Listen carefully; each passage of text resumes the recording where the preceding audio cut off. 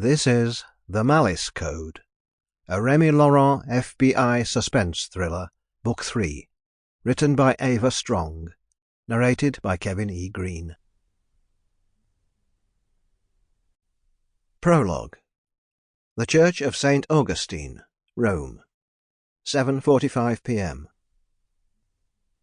Gareth Jacks considered himself a hunter.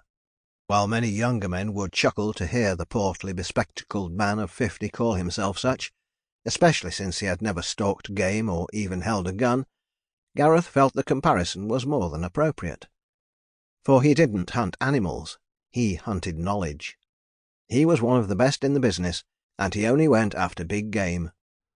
Gareth had been all over the world, delving into old books and hidden byways of knowledge, from the medieval Coptic monasteries of Egypt to the great universities of Europe, from the Library of Congress to the family manuscript collections of Timbuktu. Gareth Jacks had made a study of some of the most obscure and difficult works to uncover the rarest of knowledge. But at the moment, he had to admit he was stumped. The church library had some of the rarest works of early medieval theology anywhere.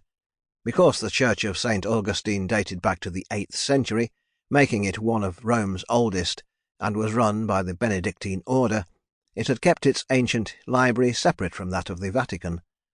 There were books here that could be found nowhere else.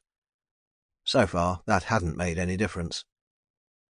Gareth had been sitting in the vaulted reading room at one end of the basement chapel for 2 weeks now, straining his eyes as he read the tiny, faded Latin handwriting of long-dead scribes, hoping to come across what he sought. He hadn't.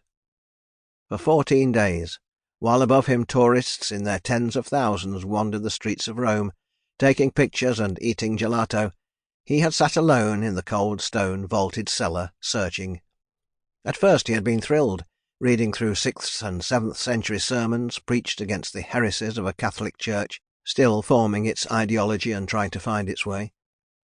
He had worked patiently, steadily, hunting down obscure references and cryptic hints, hoping to find a reference to what he sought. He had found nothing. At least not anything direct. Some mentioned the book, but since it had already been declared a heresy, no writing said anything about its contents, or if any copies had been preserved. On the contrary, a couple of scribes wrote about how caches of the book were found and used as kindling when their owners were burned at the stake.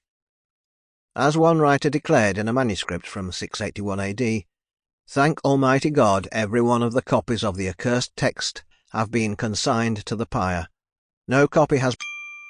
Sample complete. Ready to continue?